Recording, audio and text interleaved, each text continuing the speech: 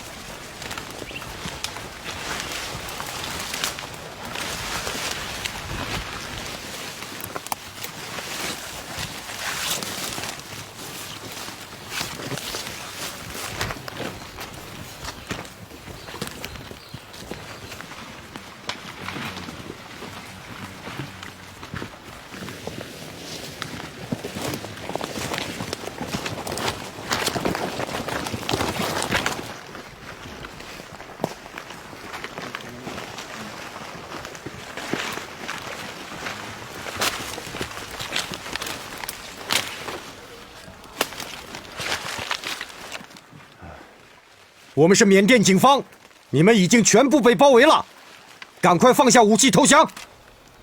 别开枪！别开枪！我是瓦相。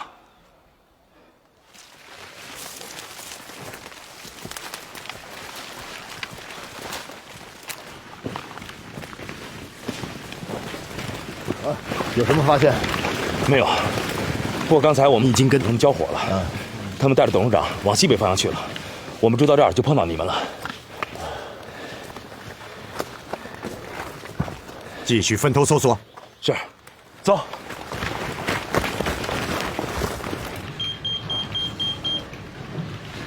喂，找到莫雄跟猛红了没有？还没有。不过刚才碰到瓦相，他说跟莫雄的部队交过火，然后他们现在往西北方向逃了。你们现在在什么位置？什么方位？东经96.8，东经96.8，北纬20.3，北纬20.3。东经96.8，北纬20.3。这儿，他们在这儿。啊，马上给部里汇报，让卫星立刻对这一区域进行搜索。是。高野，让若埃他们马上增派警员，封锁下山的道路。好的，明白。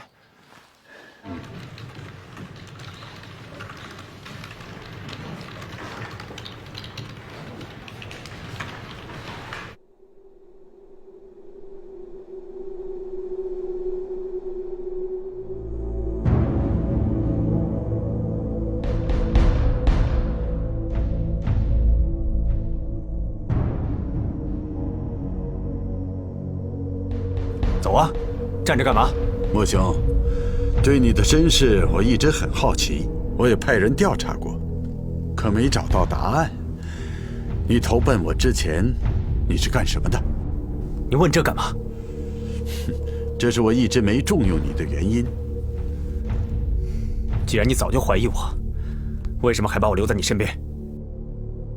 因为你救过我的命。你忘了15年前，我们走的也是这条路。我滑了下去，你及时向我伸出了手。别松手！抓紧！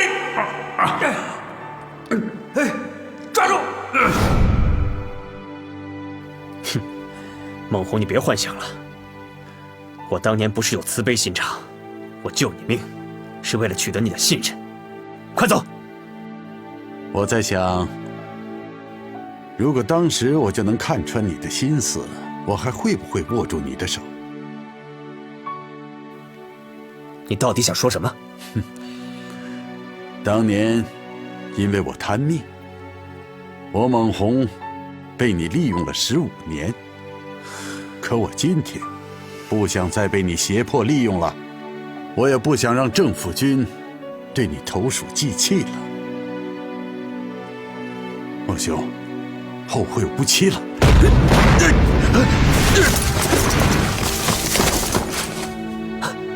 泽西松，快走！前面好像有人，大家迅速一点，快！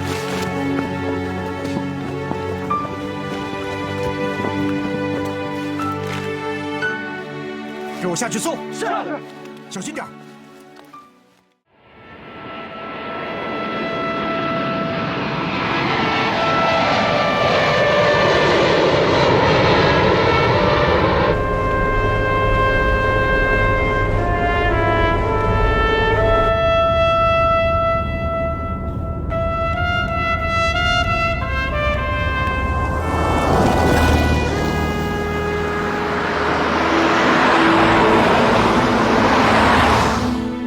喂，哦，我看到你们的位置了。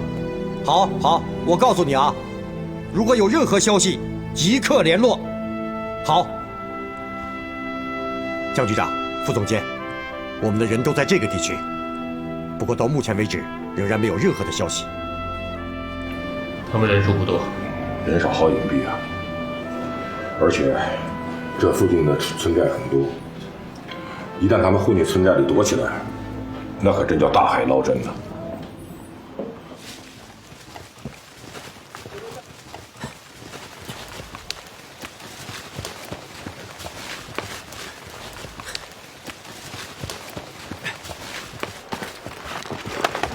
天，休息一下。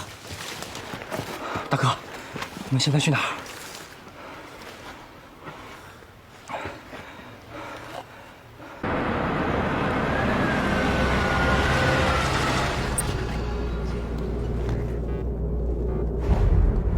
报告，刘卫东已经进入了利豪集团。我们的人已经埋伏好，有没有实施抓捕？不能动手。X 国方面还没有回音。方大总，是。各项组成员都到位了吗？已经全部到位，就等你的命令。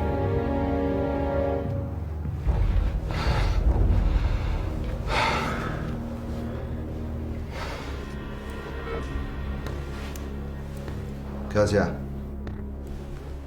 什么？那路易斯呢？好了，你等我电话。那批货还是落到缉毒局手里了。不过冈西亚说他已经把路易斯杀了。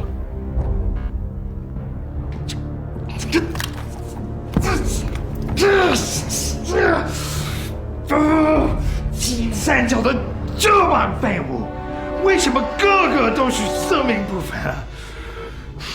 当年William跑到这儿来的时候，跟我这儿生市场。可是如今，苏沃为了报复卡里拉，完全的受中国人下手。老板，那我们怎么办？你慌什么呀？你是担心高西会出卖我们吗？我们现在做的所有的事情，只有冈西亚知道。还是出去躲一躲吧。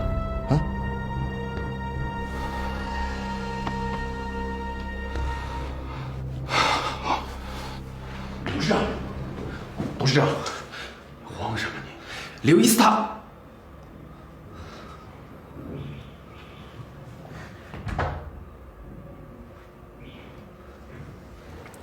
刘易斯怎么了？刘易斯他联系不上了。按道理说的话，他应该已经接到货了。可我刚才给他打电话，他手机关机。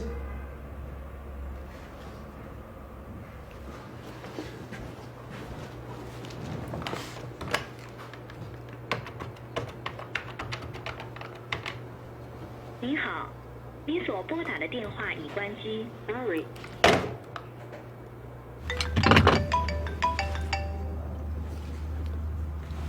李飞，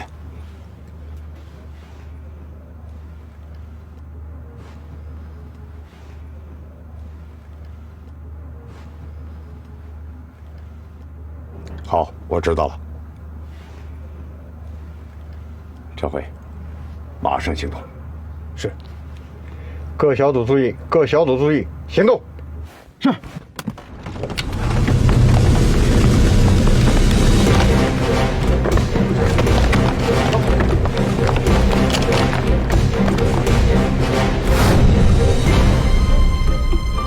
石桥，快，命令你的手下朝你下午跟他们干！明白。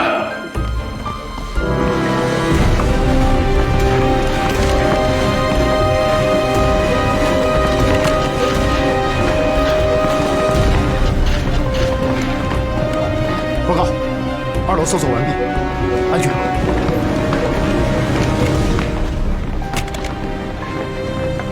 报告，3楼清理完毕，安全。报告，6楼搜索完毕，安全。报告，9楼搜索完毕，安全。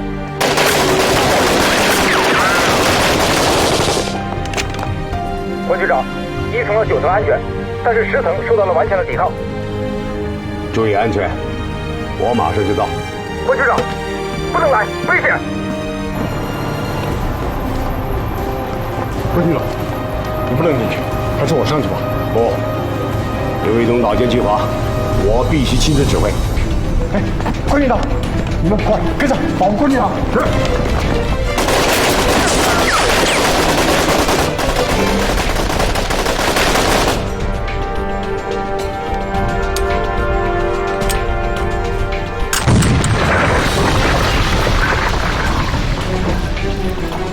顶上，给我顶上，快顶上！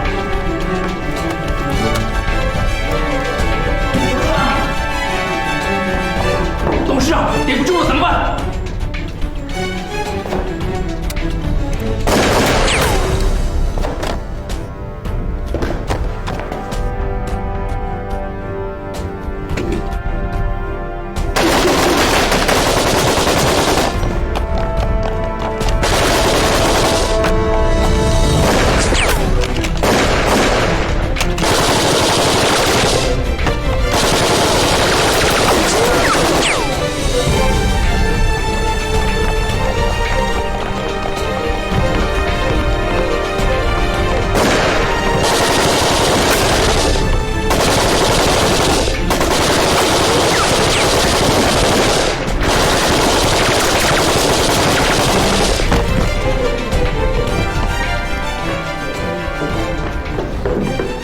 报告局长，这里已被包围，但仍有反抗。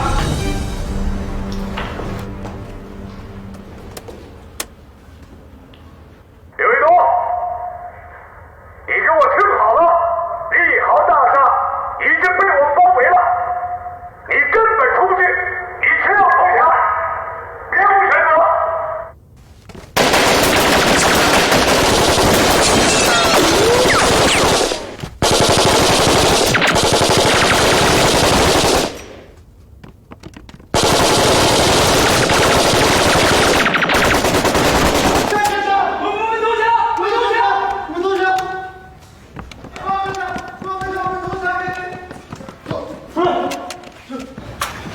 报告关局长，全楼已搜遍，没有发现刘伟东和石桥的踪影。杨迪，把所有受伤的警员送去救治。是。赵局长，我怀疑刘一东还在这座楼里。通知各小组，仔细搜查这座楼。是。各单位注意，各单位注意，仔细搜查这栋楼。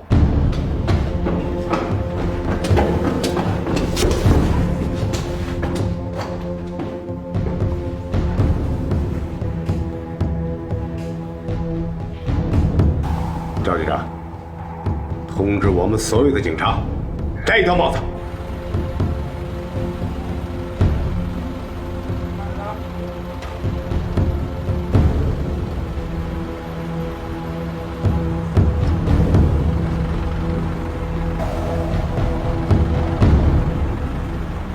抓住他！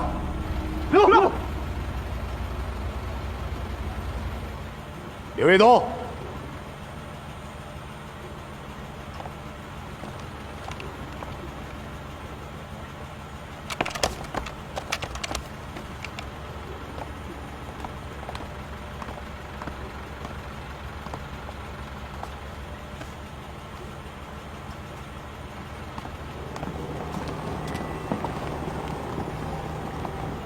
你想用这套把戏蒙混过关？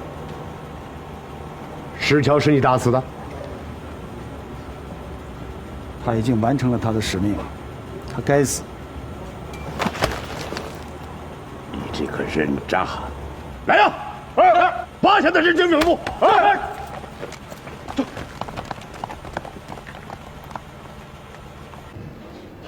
喂，李飞吗？喂，江局长。马上命令王洪明审讯苏沃，必须拿下口供来。苏沃是莫雄的亲弟弟，我相信从他身上一定能找到莫雄的线索。是，我马上让王洪明现在就提审苏沃。啊，今天不算正式审讯，咱们就是随便聊聊。你看，连记录的都没有。说心里话，我也想干刑警，干缉毒警，至少能和弟兄们在一起，啊，有困难有问题可以互相帮忙，可以互相顶着。可现在呢，只能在这个黑屋子里和你们这些人在一起。其实呢，我也有很好的前景，有很好的设计人生。可这一切啊，都被我那个哥哥给我毁了。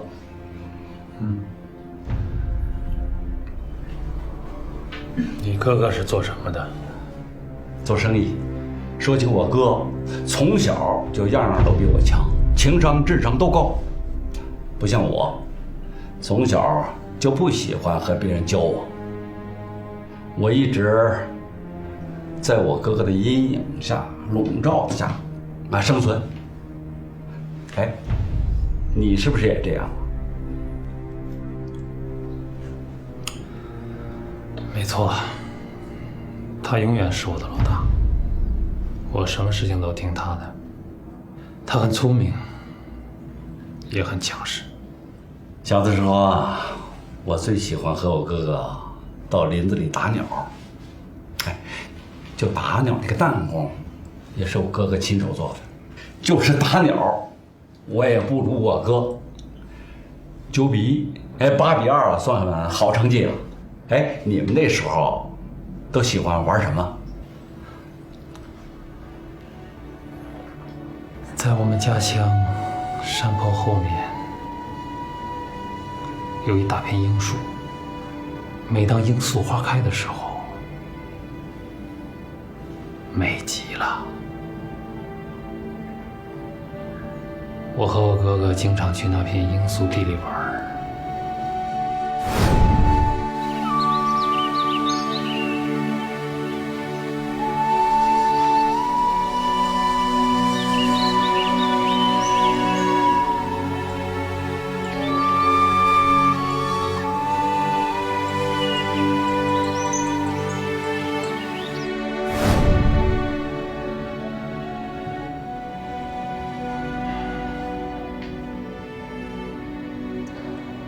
我去过缅北山区，见过满山遍野的樱树，花开的季节漂亮，美极了。我哥哥非常喜欢那片罂粟，他说过，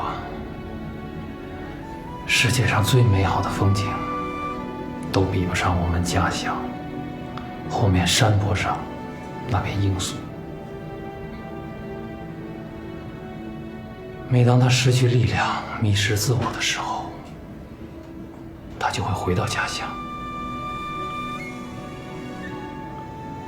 他说，只有家乡的罂粟花才能给他力量，给他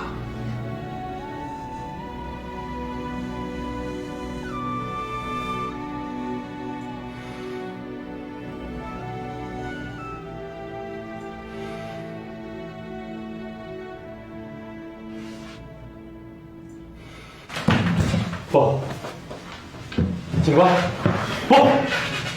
不是这样的。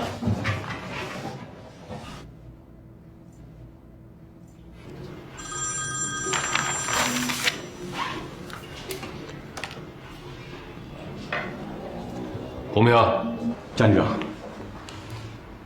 莫雄很有可能会回到家乡孟卡。好，知道了。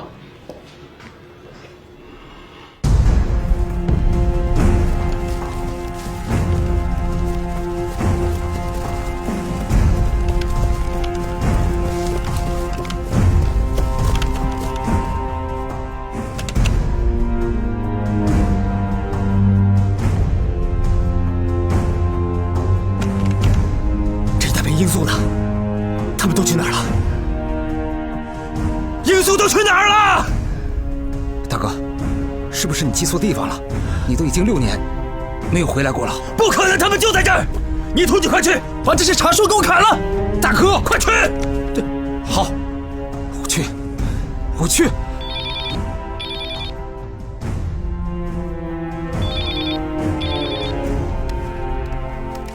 喂。李杜，船已经准备好了。好，我和大哥马上到。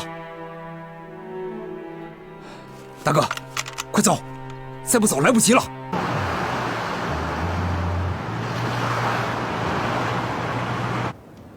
师傅，莫雄正在向湄公河方向逃窜，泥图的2名手下就在河边等候。在缅甸这一方抓捕已经来不及了，放他们过河。到老挝那一侧再伏击他们。是，我知道了。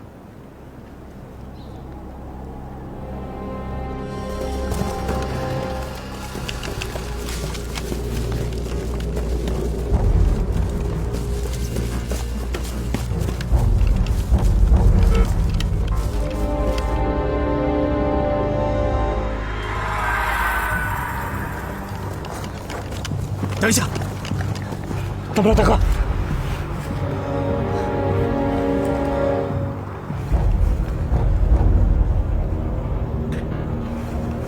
警察，快跑！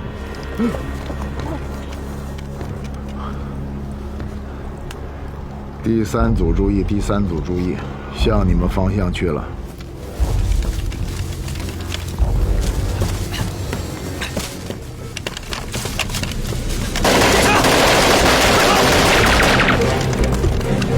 这边！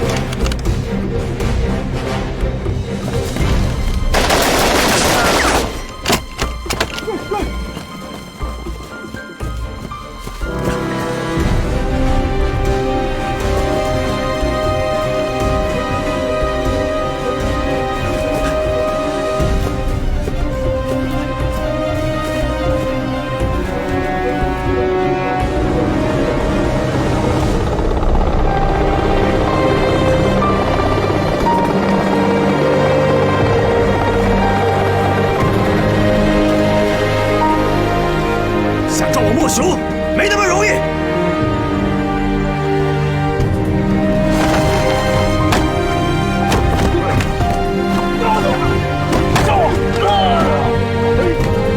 看着我，你看着我，你告诉我，你是不是诺桑？你是不是诺桑？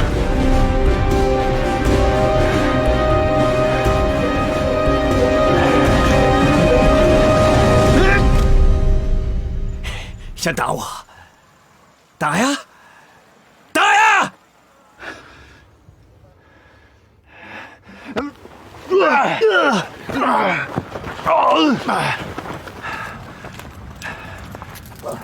把他带走。走。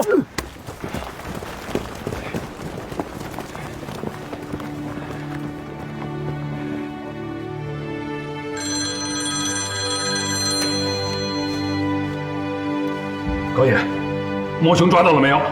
师傅，莫雄被我们抓到了。蒋局长，莫雄抓到了。莫雄被我们抓到了，太好了！哦，对不起，对不起，蒋局长，我必须马上把这个大好的消息告诉我们总监。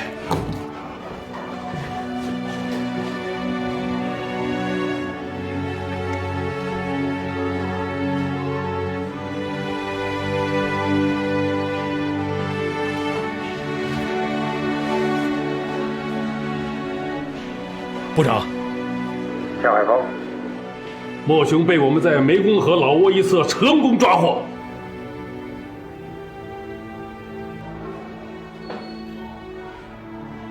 部长。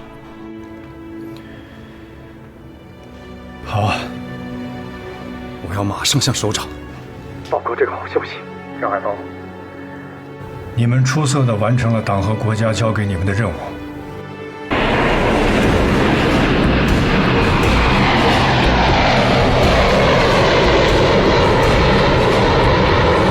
随着客机落地的巨大轰鸣声，舱门打开，中国缉毒警察的英雄们出现在飞机的舷梯上。今天，他们从老挝押解着血债累累的大毒枭诺桑回到了祖国，这标志着诺桑将接受中国法律的审判，接受中国人民的审判。中国的缉毒警察，他们肩负着国家的使命和全国人民的希望，他们用鲜血和生命捍卫了国家的尊严。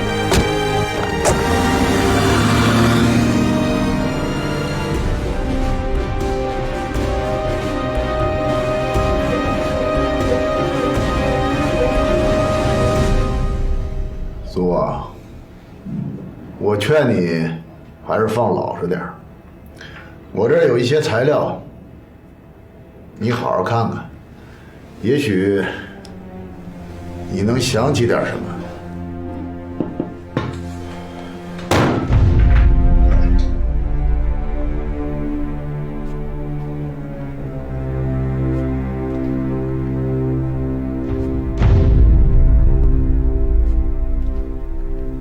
你认识这个人吗？这个人叫莫雄，不过在11年前，他的名字是叫诺桑。苏，事到如今，你还想为自己的哥哥隐瞒事实的真相吗？啊？苏，我问你，105湄公河一案是不是你哥哥策划的？我知道你现在脑袋里想法很多，心里边很复杂。我再问你一遍，105湄公河一案是不是你哥哥策划的？说话！哥，你让我去杀中国人？对，杀中国人，然后我们把这个罪名栽赃到坎里拉的身上，这样就可以借中国缅泰老3国警方之手将坎里拉除掉。哥，除掉卡美拉要去惹中国人，这太冒险了吧？中国现在越来越强大了，可真是有点不好惹呀。哼，你不用怕，这是在金三角，不是在中国境内，死几个中国船员，不会掀起那么大风浪的。哥，我觉得这事儿还是有点太冒险了。放心，我的计划万无一失。哥，我还是有点不明白，你不是设计在中国货船上藏毒，然后诬陷中国的船员走毒，还让波木去找泰国陆军的巴鹏少校联络，然后以泰国军人以扫毒的名义把中国船员杀掉？这事儿怎么能跟坎里拉联系上呢？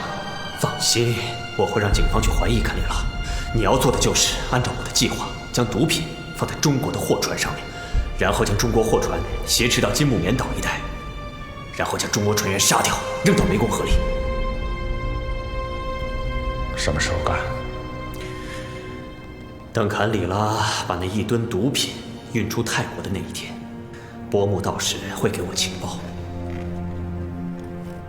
哥，真的没事吗？我的计划什么时候失败过？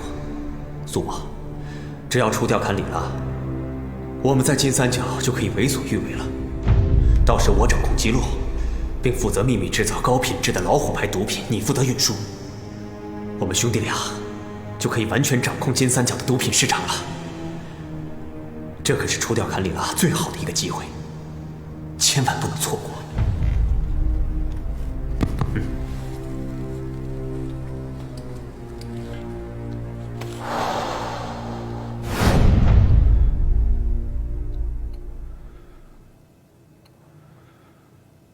是我哥哥策划的。那就再麻烦你讲一下你哥哥是怎么策划并实施105湄公河一案的。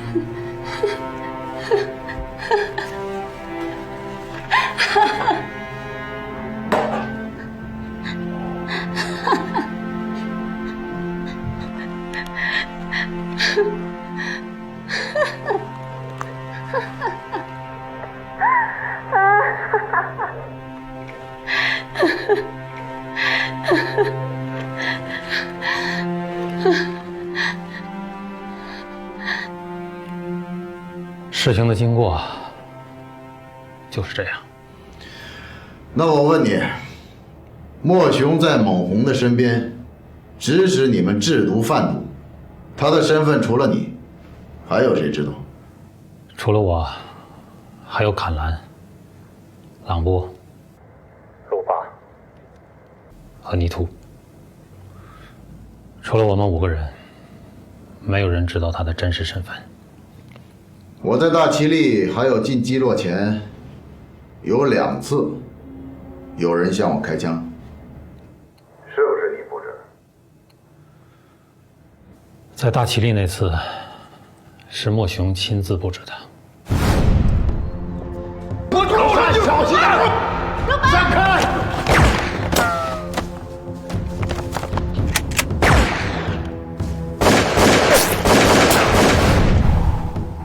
他在李秋生家见过你之后，就想在你进基洛之前除掉你，但是没有成功。后来他给我打电话，让我装扮成马帮，在你进基洛之前，对你进行再一次的刺杀。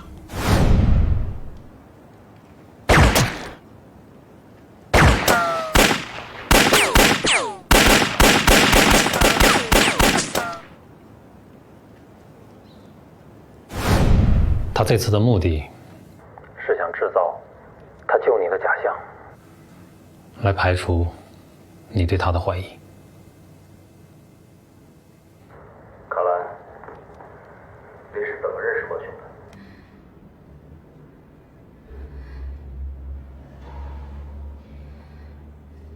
的？我9岁那年，我父母都走了，我跟着生门叔叔，为了逃避缅甸警方的追捕，逃到了丛林里。可没曾想，我跟他走散了。要不是遇上莫雄运毒的马帮，我恐怕早就死了。是他救了我。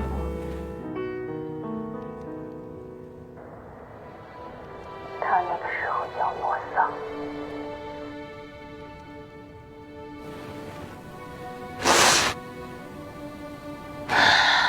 他是我的救命恩人。接着说。后来，他把我交给了一名护士，那名护士把我养大成人。再后来，我也到大齐力医院当了一名护士。95年，缅甸政府军大力围剿坎温，坎温的贩毒集团几乎全军覆没。但是莫雄命大，没有死。1个月以后，他来到大齐力医院，找到了我。收养叶香也是莫雄的主意。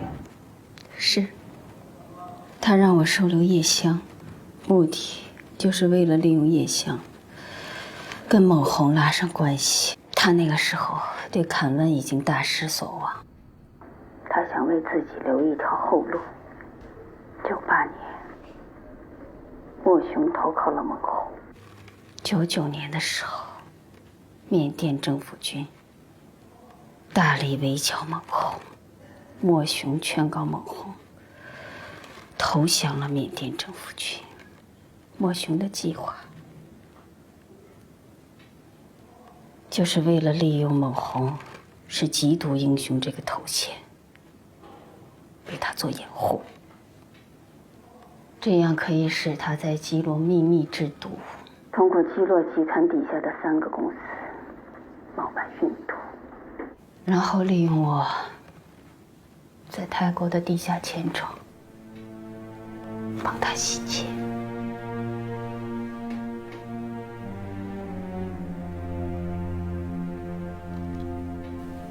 说实话，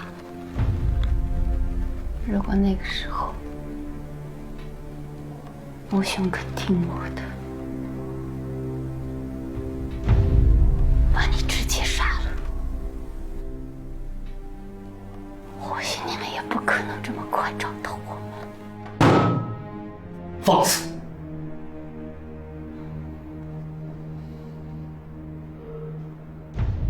！3年前，我女儿出车祸，被人撞死，是不是你哥哥设计的？不知道。不知道？你如果不知道的话，怎么对那个场景那么熟悉？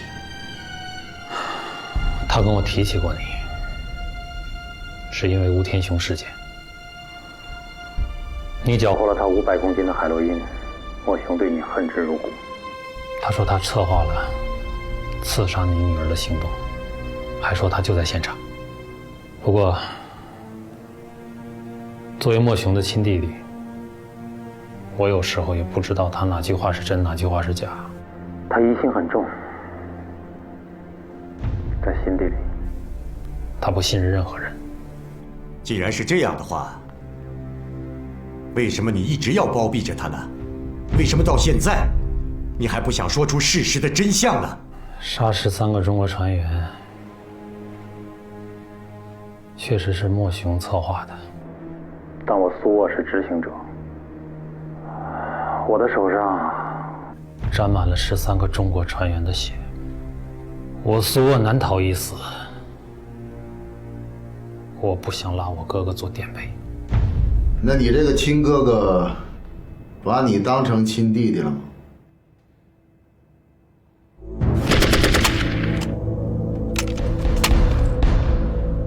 撤！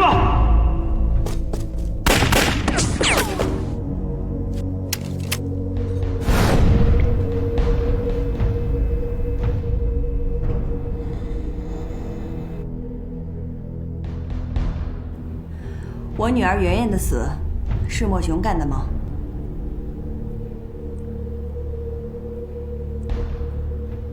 这件事情我不知道，他从来没跟我说过。你看着我。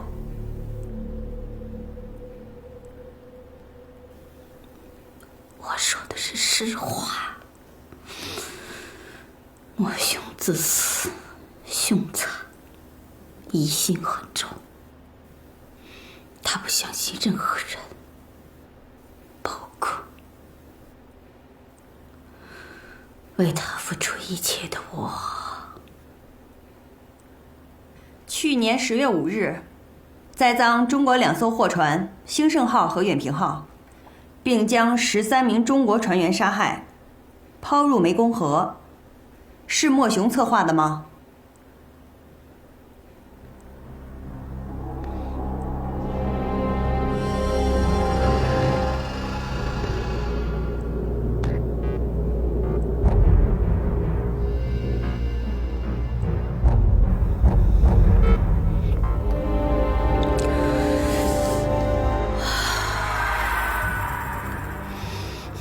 是。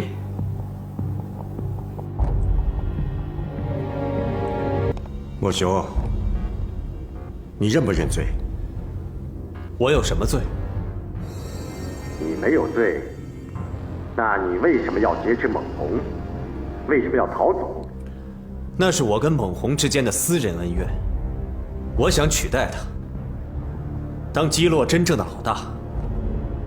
只不过我的想法被猛红发觉，他想杀我，我只能反抗。事到如今，你还想抵赖？我所说的都是事实啊！你别以为我们没有掌握到你的情况。诺桑，这个名字很熟吧？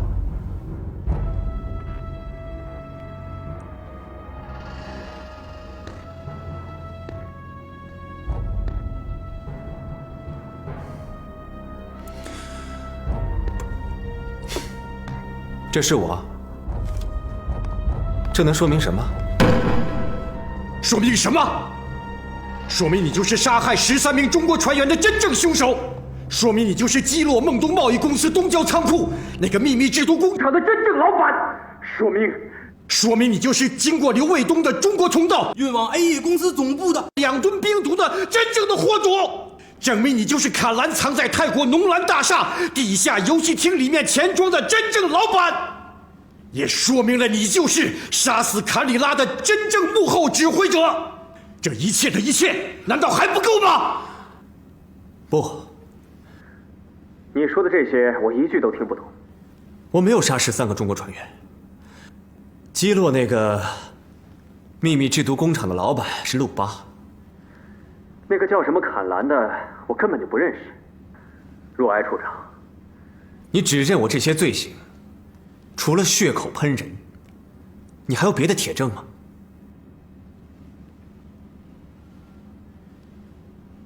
老兄，你不认罪是吧？我说过，我没有罪。那好，我把105湄公河大案的始末向你详细的讲述一遍。我对你不是审讯，只是和你聊聊。赛耶佩交代，2011年9月17日凌晨5点，装在原木里的1吨冰毒，在你的命令下，由陆巴亲自指挥，在基洛贸易公司东郊仓库被装上了2辆运输木材的车辆。本来这批冰毒呢，你是想通过西双版纳的莫罕进入中国境内，再经过刘卫东之手运到境外去的。9月18日下午6点，这批货到达了坡桥省的贺宝木材加工厂。9月19日凌晨2点，这批货被人劫走了。你通过在坎里拉武装贩毒集团里的卧底坡木，也就是坎坚那里，得知这批货是被坎里拉劫走的，并且你还知道，这批货已经被坎里拉的手下古风押运到了泰国的梅纳。坡木向你详细提供了这批货的具体藏匿地点。你呢，为了扫除你在金三角的宿敌坎里拉，也为了日后你在金三角的毒品买卖而扫除一切障碍，你没有去马上夺回那批货，而是设计了一个更大更阴毒的计谋。你是想借助中国警方、缅甸警方、泰国警方、老挝警方之手，替你除掉坎里拉，彻底除掉这个心腹大患。于是你设计了105湄公河大案。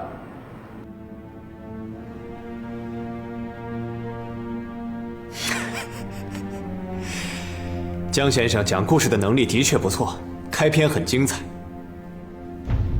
请继续讲。你命令你的亲弟弟苏沃，说到苏沃，我要插一段。你隐藏在某红的身边，公开的身份是基洛贸易公司的总经理 CEO， 还是缅甸的禁毒英雄。你当然不可能去经常干这些贩运毒品的勾当，因为这样风险实在太大了。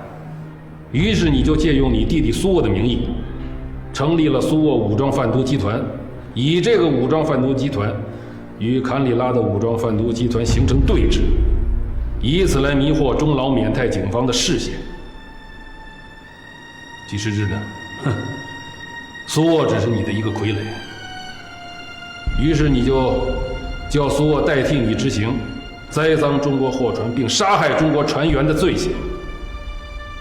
你让苏沃的人黑衣蒙面，在坎里拉的老巢萨瓦岛一带劫持了2艘中国货船，让警方把怀疑的矛头直接指向坎里拉，然后再把这2艘中国货船劫持到金木棉岛一带。你为了把这件事情做得天衣无缝，你事先让苏沃的姐姐杜金出面，让泰国陆军第3军区帕芒特遣队的巴鹏上校和坡木在泰国的曼谷见了面，把这个计划通过坡木告诉给巴鹏，以泰国军人接到线报有中国货船走读为名义，让巴鹏上校他们带人上船缉拿中国船员。你又让苏沃的手下把2艘中国货船上的13名中国船员全都杀害，然后扔进了湄公河里，以中国船员畏罪潜逃为由，把罪责推得一干二净。同时呢，又能让巴鹏上校他们从2艘中国货船上搜到冰毒而立功。你真可谓是一箭双雕啊！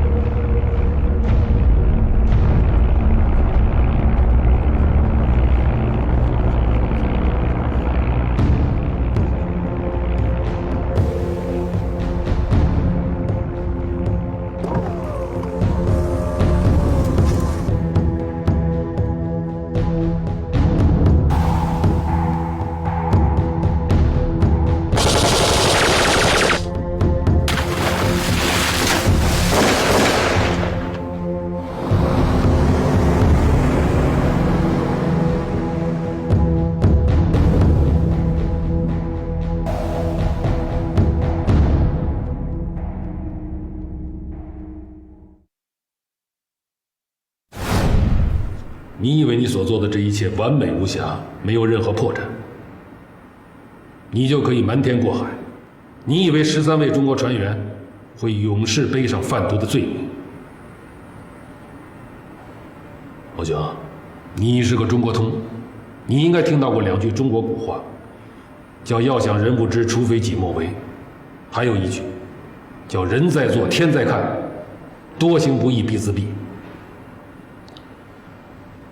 你万万没有想到，10月7日，被你抛进湄公河的12具中国船员的尸体陆续浮出了水面。湄公河105大案由此开始，揭开血腥的一幕。在这个过程当中，你又让苏沃铲除掉了你跟坎里拉武装贩毒集团唯一的一根纽带，那就是坡木。你认为从此以后你就可以万事大吉，你就可以高枕无忧了。但是你万万没有想到，高野从你精心设计的105版纳毒案跟105湄公河大案中发现了线索，那就是出自同一批货的老虎牌冰毒。我们从对坎里拉的手下翁布跟桑沃奇的审讯当中发现，这批产自金三角的在欧美十分畅销的冰毒很有可能是产自基洛，也就是你隐藏的老巢。我觉得我到现在我都不能理解，你为什么会百密一疏，犯下如此之大的一个错误。那只有一种解释，那就是你太自信了，你太自以为是了。你因为隐藏在猛红身边10几年没有被发现的经历，让你被你自己的聪明所蒙蔽了。这叫什么知道吗？这叫聪明反被聪明误。你从 A.E 隐藏在联合专案组里的爪牙亚丁那里得知，我们已经知道了坎里拉跟猛红的不正常的交易，同时也知道我们开始把侦查的视角转移向了基洛，转向了猛红。你和你的老板 A.E 开始感到害怕了，同时你也从刘卫东那里得知，高野已经私自进入基洛开始调查。为了怕引起不必要的怀疑，你们没有对高野下手，因为你们不想让基洛成为是非之地，也不想让他成为被缅甸政府怀疑的对象。于是你们把愤怒就宣泄到了我江海峰身上。刚才那个服务生呢？走了。通知房间所有的人都出来，马上走进。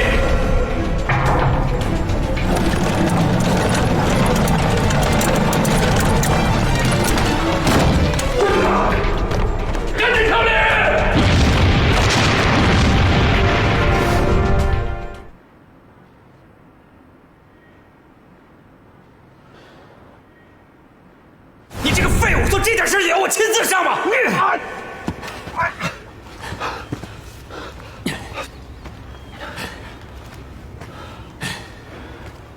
废物！老伯，如果苏沃被抓，你就把他干掉。是。你除不掉我江海峰，就只能除掉坎里拉。因为如果坎里拉被捕，那么也就意味着你们的阴谋将彻底暴露。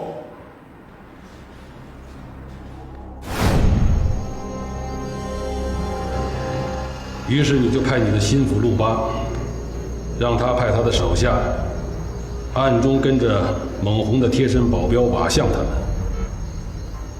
一直跟到了断崖村那条逃生之路的后面。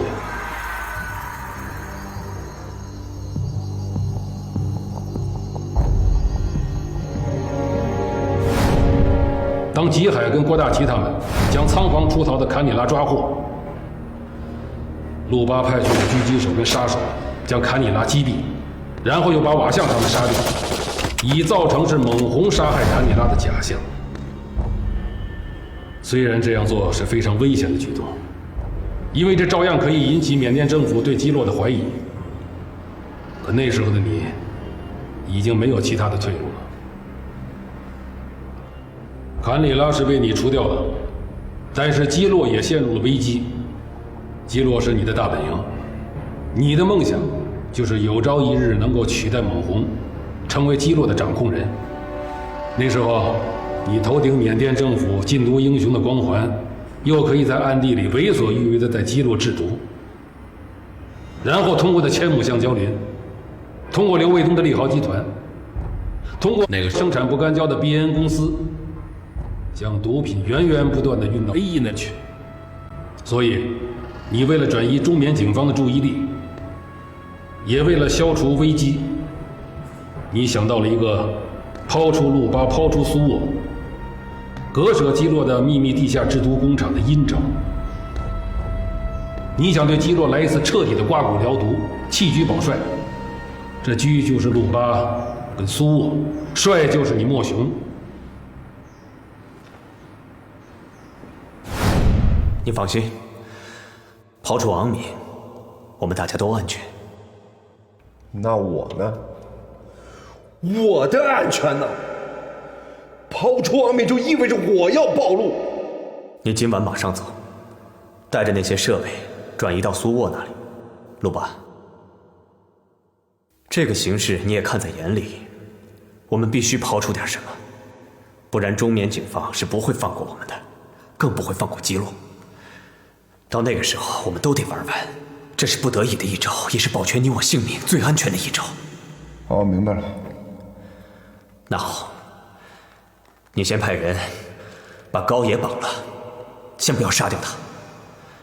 如果路上有什么危险，还可以拿高野当挡箭牌。高野是江海峰最得意的弟子，有他在手，就算有危险，江海峰也不会动你一根毫毛的。好。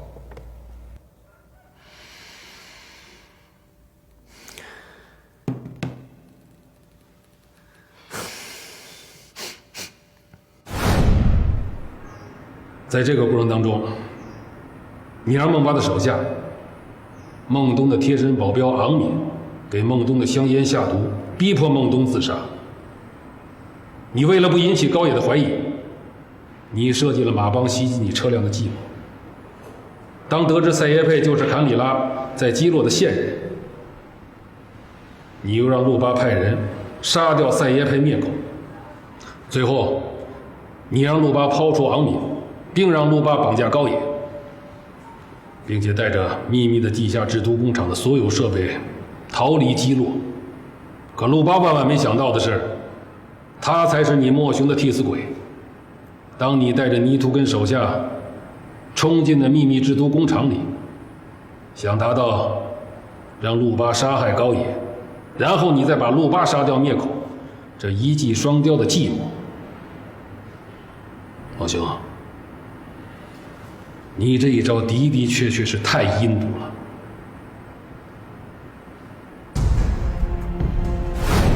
你如果想死的话，我来陪你。站住，别动！陆巴，你太自以为是了。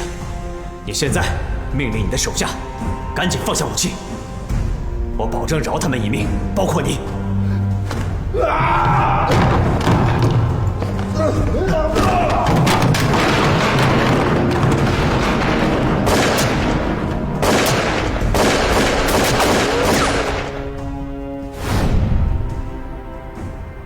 在基洛知道你底细的恐怕只有2个人，一个是陆巴，一个是尼突。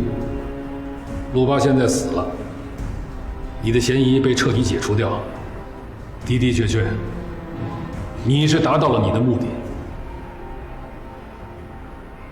你唯一的遗憾啊，恐怕就是没能杀掉高野。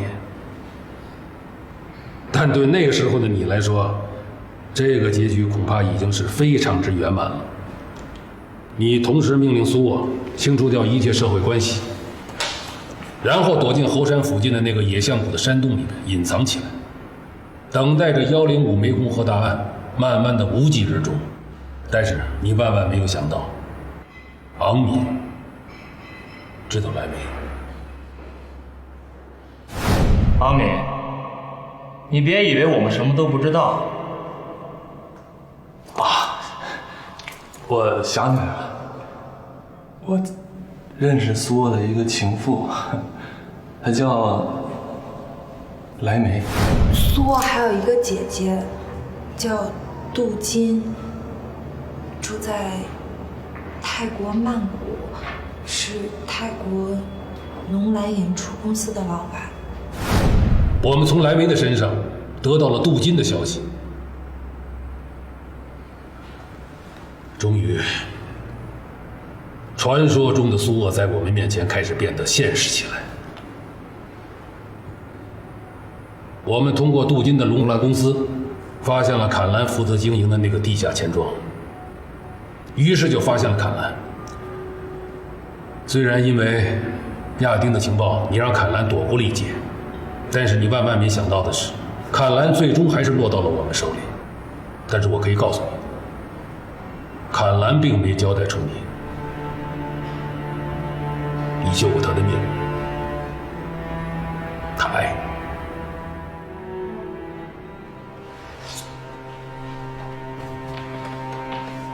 如果此时要不是 AE 急着要那批货，如果你们能够按兵不动的话，我相信我们不可能这么快就知道你莫雄就是那个真正的苏沃，我们也不可能在这么短的时间里把你抓获。AE 呀，自作聪明，让亚丁利用威雷的线索，逼迫坎兰抛出苏沃，然后让亚丁把刀片带给苏沃，让其自杀。这个计划的用心就跟你当初除掉坎里拉的用心是一样的，抛出苏沃，除掉苏沃，让105湄公河大案早早的结案。